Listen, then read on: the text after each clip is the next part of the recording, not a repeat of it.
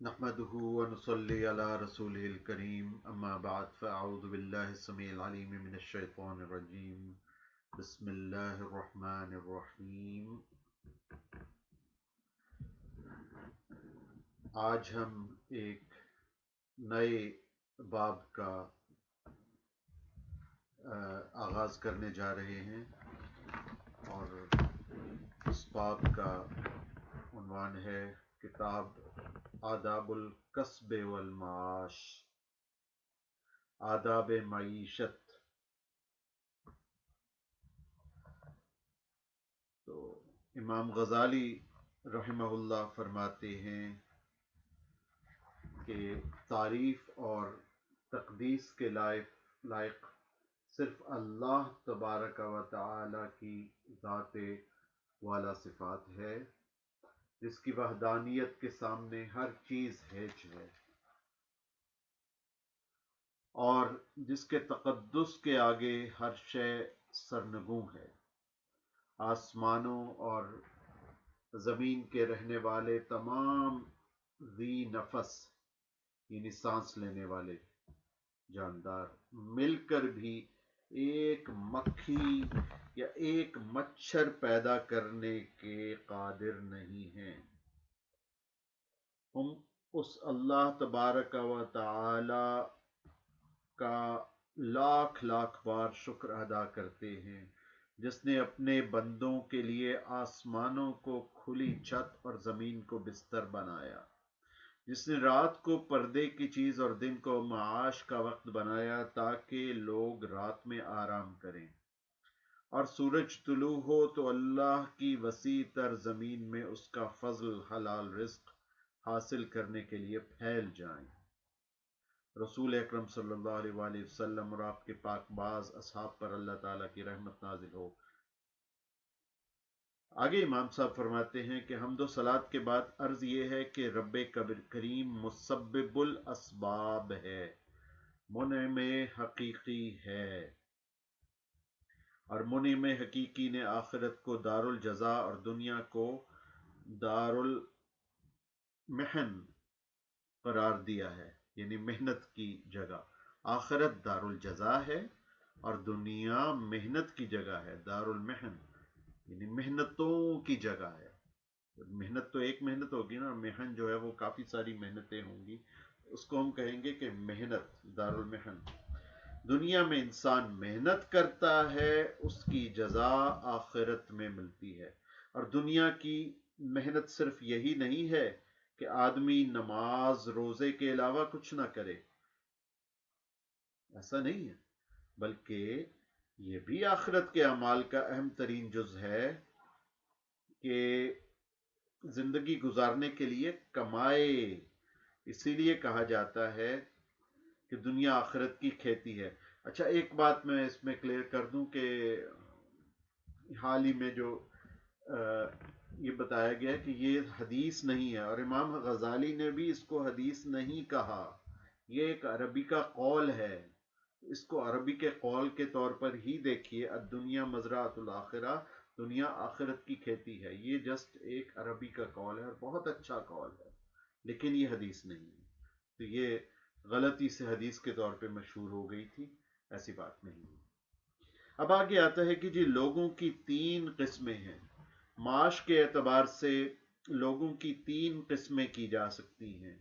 ایک وہ شخص ہے جو معاش کی مشغولیتوں میں معاد کو بھول گیا ہو، یعنی آخرت کو بھول گیا، ایک ایسا شخص ہے۔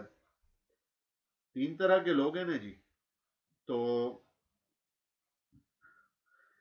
ایک جو ہے وہ ایک وہ ہے کہ جو پیسہ کمانے میں لگ گیا ہے اور وہ آخرت کو بھول گیا ہے، ایسا شخص جو ہے یہ ہلاکت کے راستے پر گامزن ہے۔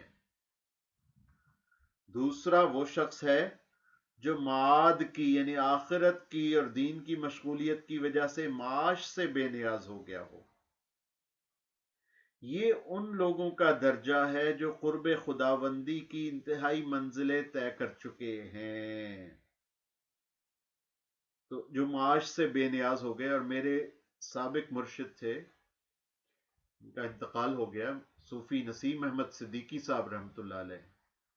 وہ پہلے پڑھاتے رہے، برٹش کاؤنسل میں بھی جاب کرتے رہے، پھر اس کے بعد انہوں نے اپنا اسکول کھولا، پرنسپل بنے، اسکول چلاتے رہے. اور پھر بالآخر جیسے ہی ان کی اولاد بڑی ہوئی تو انہوں نے معاش کی تمام تر جو مصروفیات تھی، ذمہ داریاں تھیں، وہ اولاد کو سونپ دی. کسی کے آگے دستے دراز نہیں، انہوں نے دستے سوال نہیں دراز کیا، بلکہ معاش کی ذمہ داریاں اپنی اولاد کو سونپی. اور قرب خداوندی کی وہ انتہائی منزلیں طے کر چکے تھے، تو معاش سے بے نیاز ہو گئے، اور اللہ تعالی کے ہاں سے ان کی ڈیوٹی لگا دی گئی کہ اب بیٹھو اور تبلیغ کرو، اچھے احکام کو لوگوں کے سامنے پھیلاؤ، اور ذکر کرو، اور ذکر کو لوگوں کے سامنے پھیلاتے رہو. تو یہ وہ درجہ تھا. اور یہ درجہ، اور صوفی صاحب فرمایا کرتے تھے کہ یہ آپ لوگوں کے کرنے کی چیز نہیں ہے کہ آپ لوگ معاش سے فکر ہو جائیں. یہ ان کے لیے خاص حکم تھا کہ وہ اب معاش کی فکر کرنا چھوڑیں، اب ان کی اولاد اس قابل ہو گئی ہے کہ وہ کمائے اور وہ گھر کے اخراجات کو پورا کرے. اور اس سٹیج پہ انہوں نے اپنے آپ کو وقف کر دیا تھا، ریٹائر ہو گئے تھے ایک طرح سے. تو یہ درجہ جو ہے یہ ریٹائرمنٹ کے بعد آتا ہے. وہ چاہے ان کی جو عمر تھی وہ کافی کم تھی، لیکن اتنا ضرور تھا کہ ان کی اولاد اتنی بڑی ہو گئی کہ انہوں نے کمانا شروع کر دیا. تیسرا وہ شخص ہے کہ جو معاد کے لیے معاش میں مشغول ہو، کہ وہ کماتا بھی ہے اور وہ اس کو آخرت کے لیے کماتا ہے، آخرت کے لیے کماتا ہے، اپنی آخرت بنانے کے لیے کماتا ہے، اس نیت سے کماتا ہے کہ وہ معاش میں مشغول ہو جائے، اور اس میں اس کے بعد اس کو جو اس سے آمدن حاصل ہو اللہ تعالی کی مخلوق کی خدمت کرے، اس رزق سے جو اللہ تعالیٰ نے اس کو عطا کیا ہے. اب وہ اللہ تعالیٰ اس کو دیتا رہتا ہے، اور وہ شکران نعمت کے طور پہ وہ انسانیت کی اور مخلوق خدا کی خدمت کرتا رہتا ہے اسی اسنا میں. تو یہ شخص امام صاحب فرماتے ہیں کہ راہ اعتدال پر ہے، یہ شخص راہ اعتدال پر ہے. اور لیکن اعتدال کا یہ درجہ اس وقت تک حاصل نہیں ہوتا جب تک وہ شخص معاش کے سلسلے میں شریعت کے بتلائے ہوئے طریقے پر نہ چلے. اب جو میرے موجودہ مرشد ہیں وہ بتاتے ہیں، اللہ تعالیٰ ان کو سلامت رکھے، سید سرفراز احمد شاہ صاحب حفظہ اللہ، فرماتے ہیں کہ دیکھو اللہ تعالیٰ بیکار لوگوں کو پسند نہیں کرتا، اللہ تعالیٰ ان لوگوں کو پسند کرتا ہے جو ہر وقت مجاہدوں کی طرح کمر بستہ رہتے ہیں، ہر وقت الرٹ رہتے ہیں اور کوشش کرتے رہتے ہیں، صرف نتیجے پر نہیں بھروسہ کرتے، پہلے کوشش کرتے ہیں اور اپنی مکمل ایفرٹس کرتے ہیں، پھر اس کے بعد دعا کرتے ہیں، اور پھر نتیجہ اللہ تعالیٰ پر چھوڑ دیتے ہیں. اللہ تعالیٰ ایسے لوگوں کو پسند کرتا ہے. اور ایک اور قول یہ حدیث ہے کہ الکاسب حبیب اللہ، کہ جو شخص کسب کرتا ہے وہ اللہ تعالی کا حبیب ہے، اللہ تعالی کا پیارا ہے. تو شریعت کے بتلائے ہوئے طریقے پر چلنا ہے، اور اس میں یہ بھی ہے کہ اپنا جو کام ہے نا اس میں کام چوری نہیں کرنی، اس کام کو ٹرخانا نہیں ہے. اگر آپ سرکاری ملازم ہیں تو اپنا کام اعتدال پرفیکشن کے ساتھ کریں. پہلی تو بات یہ کام کی کوالٹی بہت اچھی ہو.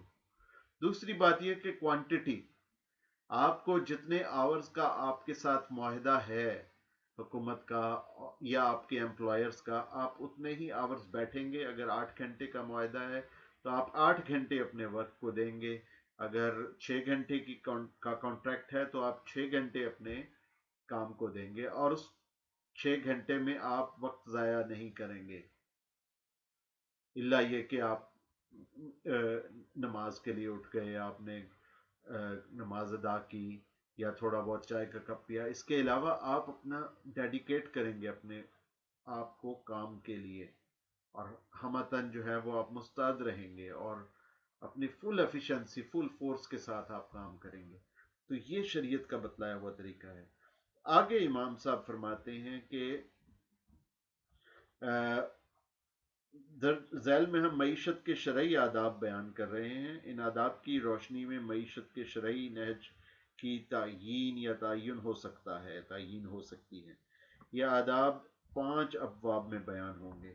تو اس میں جو پہلا ادب یا پہلا باب جو امام صاحب نے باندھا ہے وہ ہے کمانے کے فضائل. تو اس سلسلے میں ہم آج بات شروع کرتے ہیں، اور آیات اور احادیث کوشش کریں گے کہ جتنی ہم کر سکیں. تو آیات اس میں آتی ہیں کہ وَجَعَلْنَا النَّهَارَ مَعَاشًا، ہم نے دن ہی کو معاش کا وقت بنایا. اسی طرح آتا ہے جی لَيْسَ لِلْإِنسَانِ إِلَّا مَا سَعَىٰ. یہ اس کتاب میں تو نہیں لکھا ہوا ہے امام صاحب نے، لیکن یہ ایک بہرحال ایک آیت ہے مستقل کہ انسان کے لیے وہی کچھ ہے جس کے لیے وہ کوشش کر رہے ہیں. انسان کے لیے کچھ نہیں ہے سوائے اس کے کہ جس کے لیے وہ کوشش کرے. پھر وَجَعَلْنَا لَكُمْ فِيهَا مَعَائِشَ قَلِيلًا مَا تَشْكُرُونَ، اور ہم نے اس زمین میں تمہارے لیے سامان زندگی پیدا کیا اور تم لوگ بہت ہی کم شکر کرتے ہو. وَآخَرُونَ يَضْرِبُونَ فِي الْأَرْضِ يَبْتَغُونَ مِنْ فَضْلِ اللَّهِ، اور بعض تلاش معاش کے لیے زمین میں سفر کریں گے. اسی طرح سورۃ الجمعہ میں ہے کہ جب جمعہ کی نماز ادا ہو گئی تو پھر اللہ تعالیٰ کا فضل تلاش کرو، زمین میں پھیل جاؤ.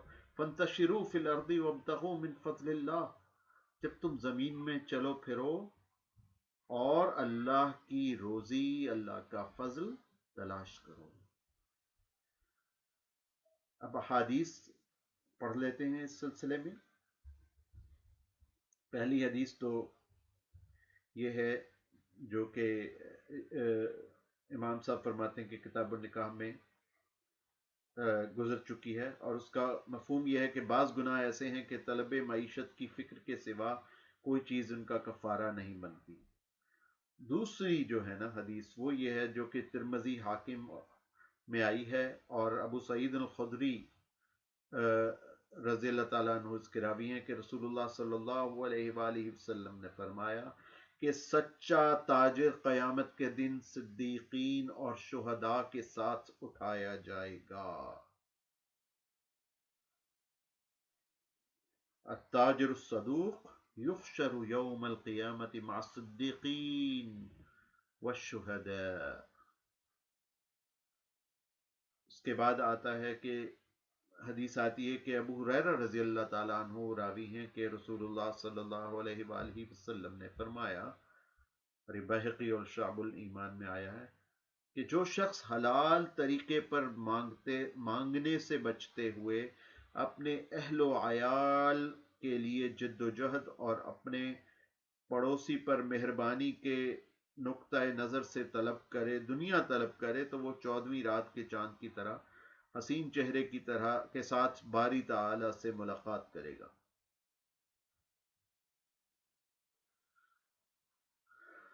پھر ایک اور حدیث ہے کہ جی ایک دن سرکار دو عالم صلی اللہ علیہ وآلہ وسلم اپنے اصحاب کے ساتھ تشریف فرما تھے. اچانک ان کی نظر ایک ہٹے کٹے نوجوان پر پڑی جو طلب معاش کے لیے محنت کرنے میں مصروف تھا.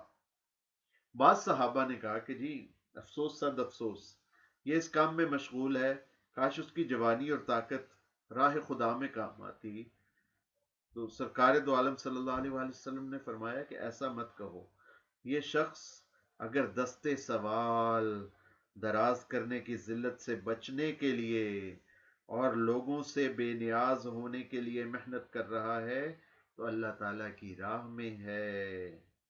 اور اگر یہ شخص اپنے ضعیف و ناتواں والدین اور بے کس و مجبور بچوں کے لیے محنت میں مصروف ہے تو راہ خدا میں ہے۔ ہاں اگر وہ مال کی کثرت میں، لالچ میں اور دوسروں پر مفاخرت اور پراؤڈ ہونے کے لیے جو ہے وہ محنت کر رہا ہے تو پھر اللہ تعالیٰ کی راہ میں نہیں ہے، لیکن اگر گزارے کے لیے وہ روزی اکٹھا کر رہا ہے بالکل اللہ تعالیٰ کی راہ میں ہے۔ لیکن اگر وہ لالچ کے لیے، مال اکٹھا کرنے کے لیے، دوسروں پر فخر جتانے کے لیے محنت کر رہا ہے تو پھر اللہ تعالیٰ کی راہ میں نہیں ہے بلکہ وہ شیطان کی راہ پر چل رہا ہے۔ یہ حدیث آئی ہے طبرانی میں، اور کعب ابن عجرہ رضی اللہ تعالیٰ عنہ اس کے راوی ہیں۔ اس کے بعد فرماتے ہیں کہ جی یہ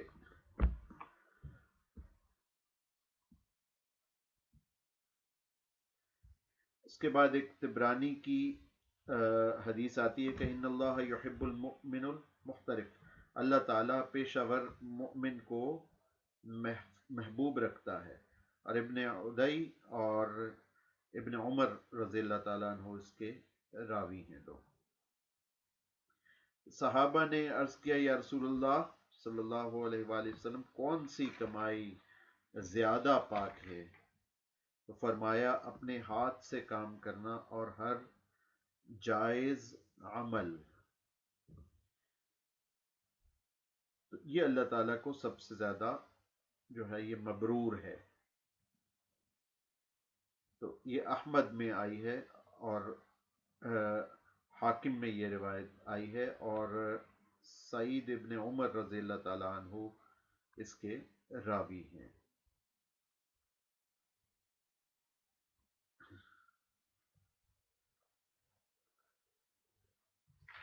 اور اس کے بعد جو حدیث ہے کہ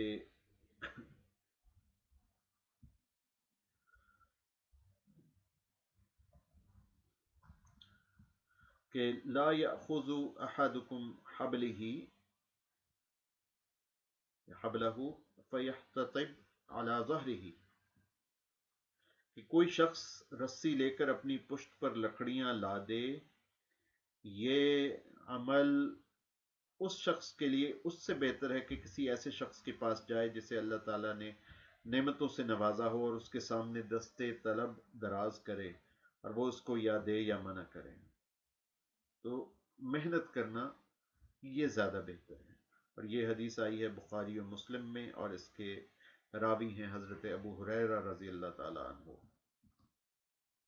اور اسی طرح ابو کبشہ الانماری رضی اللہ تعالیٰ عنہ راوی ہیں، اور ترمذی میں یہ حدیث آئی ہے کہ رسول اللہ صلی اللہ علیہ وآلہ وسلم نے فرمایا کہ من فتح علی نفسہ بابا من السؤال فتح اللہ علیہ 70 بابا من الفقر، کہ جو شخص اپنے نفس پر سوال کا ایک دروازہ کھولتا ہے اللہ تعالیٰ اس پر فقر کے 70 دروازے کھول دیتا ہے۔ تو اللہ تعالیٰ ہمیں اس کی توفیق عطا فرمائے کہ ہم جو ہے وہ اس طرح میرے مرشد فرماتے ہیں کہ ہم مجاہدوں کی طرح کمر کس کے رہیں اور ہر وقت مستعد، تیار، حشاش بشاش اور الرٹ رہیں اور محنت کرتے رہیں۔ اور محنت اس لیے کریں تاکہ کسب حلال کیا جائے، عبادت کے لیے کچھ توانائی آئے، اور اس طرح کہتے ہیں کہ جدوں پیٹ نہ پئیاں روٹیاں تے ساری انگلاں کھوٹیاں، تو کہ تاکہ کچھ کمائیں گے، کچھ کھائیں گے، ضروریات پوری ہوں گی تو عبادت میں دل بھی لگے گا۔ اور لالچ کے لیے ہم نہ کمائیں بلکہ ضروریات زندگی کو پورا کرنے کے لیے کمائیں، اور پھر جو وقت بچے اس میں اللہ تعالیٰ کی عبادت کریں، اللہ تعالیٰ کو راضی کرنے کی کوشش کریں، اور جو مال ہمیں حاصل ہو اس کے ذریعے ہم اللہ تعالیٰ کے بندوں کی اور اللہ تعالیٰ کی مخلوق کی خدمت کریں۔ تو اسی کے ساتھ آج کا ہم درس ختم کرتے ہیں، اور انشاءاللہ جو آثار صحابہ اور تابعین اور جو اولیاء نے جس طرح سے عمل کیا اس کا ہم تذکرہ انشاءاللہ اگلے درس میں کریں گے۔ وآخر دعوانا الحمدللہ رب العالمین۔